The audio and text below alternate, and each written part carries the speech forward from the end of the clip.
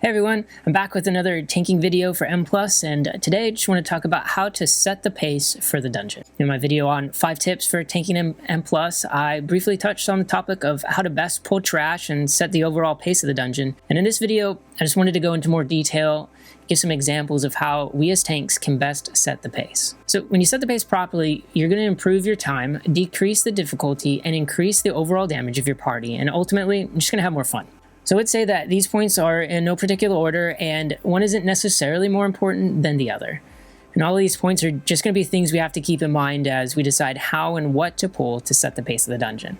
So let's get into it, setting the pace. So the first point that I have is we want to pull according to the CDs that are available. And I'll talk about this in 2 parts, our big defensive tank CDs and our party CDs. Now, our tank CDs should be used to enable us to pull more packs or deal with an especially dangerous pack. Our CDs are not there only to be used when we drop real low and then hope it keeps us alive while we wait for the healer to bring us back to full health. If we wait to use CDs until we're extremely low, they'll most likely sit unused for long periods of time or never be used at all. The longer an ability sits off cooldown, the more useless it becomes to us. So use your CDs often, but use them to take on more mobs.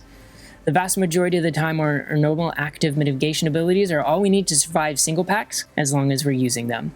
So get used to this type of play where you're gathering some packs and rotating through your big CDs constantly. Aside from our cooldowns, you want to keep a general eye out for the rest of our party CDs. Hopefully they're using them constantly as well. And if I know my party has CDs, I know I can pull bigger as well because things will just die faster and I don't have to worry about dying to the attrition of all the mobs smacking me around. So if we tend to pull 1 pack at a time or 2 packs that will die fast, the DPS isn't going to feel the need to use their offensive CDs, and in turn, we go slower through the dungeon. So if we're pulling in such a way that the DPS see the need to use their CDs constantly, their overall DPS goes up, which means we beat the timer by that much more. The higher DPS that we have through the dungeon actually gives us more room for error throughout the dungeon. The higher the DPS, the more mistakes we can make, and so being able to maximize the DPS that everybody does gives us more room if there's a potential mistake comes up or just something happens out of the blue. So the next point I want to talk about is that we should be pulling according to the mob or pack's damage. Now, some packs will either do more damage to us or perhaps not do a lot of damage to us, but will actually do a lot of damage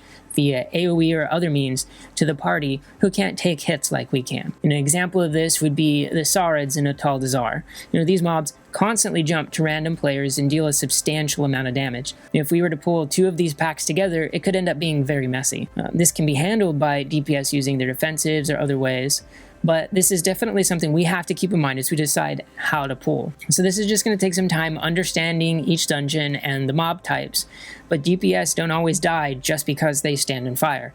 Sometimes they die because we pulled incorrectly, and this will ultimately slow the dungeon if we do so. Next, we want to pull according to the party's skill level. Now, this is going to relate more towards playing in a pug group where you're not familiar with everyone's skill, but it's also meaningful in a more organized group. So this point is also geared towards the 10 to 15 range of keys. As you get into higher keys, there is an expectation of a certain level of skill, and this point becomes less of a thought. Well, when I tank for a pug in lower keys, I generally will just pull 1 pack solo, even if it's less efficient right at the beginning. From this pull, I'll gauge the DPS and healing and have a better idea of how I can pull. I'm not saying that we can't help push people to be better or to grow, help them grow, give them an opportunity to grow. But what I am saying is that it is more fun to go a little slower and live than to pull in such a way that kills people or constantly wipes the group if they're not able to handle it. So setting the pace doesn't just mean we time the key or deplete the key. It can be the difference between having fun or logging out in frustration from a bad run. Just remember to tank in such a way that keeps the fun of the game in mind. All right, the next point, pull what is needed. No one likes to go way over count or waste time having to backtrack because you're way under count. So know the route to take and know what mobs to engage and which to skip. Now, I'll put a link in the description below to Mythic Dungeon Tools. Use this add-on to help plan the route for the run. As you get used to using this add-on, don't be discouraged because you haven't perfectly memorized the run and the pulls that you just made. I still forget from time to time the routes I make. Over time, get used to the route and then go back and see if there's an easier way or faster way to go. Lastly, keep in mind that as the affixes change from week to week, you may have to change your routing through the dungeon because certain mobs become more or less efficient to pull. On a week with Sank Sanguine, maybe, there's a pack with a bunch of low health mobs and one higher mob that'll often stand still and cast. You know, when you kill all those low health mobs, the big guy's just going to stand in Sanguine and heal back to full. So maybe you skip that pack that week, or you pull something else, or you have to deal with that pack just in a different way. And the last little bonus point I want to mention is to go fast, but not hurried. Yes, this is a time dungeon, but if we're hurried through the dungeon, we're going to make mistakes that will cause us to go slower, not faster. Glance down every so often at your healer's mana and see how they're faring. You know, maybe you're waiting for someone to run back from dying. Can you pull something small to catch up on time and keep going? In all of this, have fun. Remember that it will take time to improve, so enjoy the journey and the people you're growing alongside. Well, there you go. Just real quick, setting the pace in Mythic Dungeons.